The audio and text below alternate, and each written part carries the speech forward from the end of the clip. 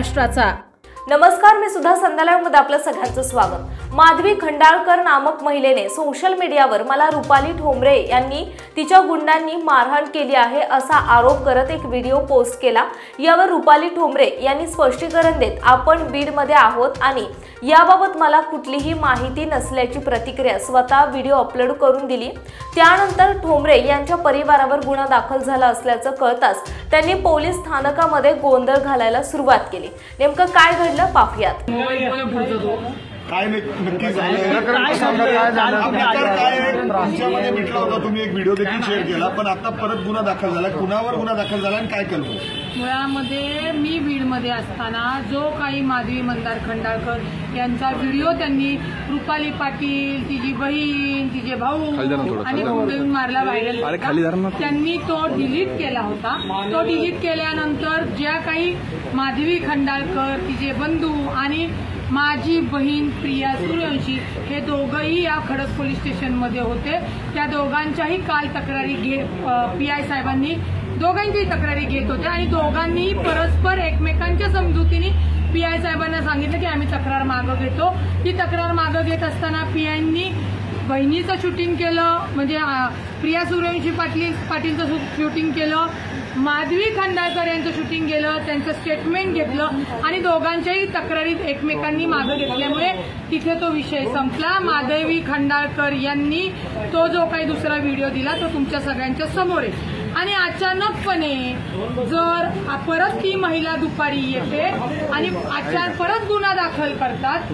आता मला वाटलं जर परत गुन्हा दाखल केला असेल आणि जर त्याच्यामध्ये माझं नाव आहे असंच मला मीडियाचे जे आमचे सहकारी बंधू बाईट घेत होते त्यांनी सांगितलं रुपालीसह 4 जणांवर अटक, गुन्हा दाखल, म्हणून मी स्वतःला अटक करून घ्यायला आले की मला तुम्ही अटक करा, कळू द्या तर ना की कशासाठी आणि किती कायद्याचा हा पोरखेळ लावलेला आहे। एक व्यक्ती महिला मारलं स्वतःचाच तो लाल चेहऱ्याला चेहरा ते रक्त होतं का कुंकू होतं का पाणी होतं, आता ते तपासात सगळं बाहेर येईल। यावर कोणाचा दबाव आहे असं वाटतं का? कारण काल तक्रार घेतली नाही, काल दाखल केला नाही, तुमच्यावर गुन्हा दाखल नाहीये, माझ्यावर त्यांनी गुन्हा दाखल करावा।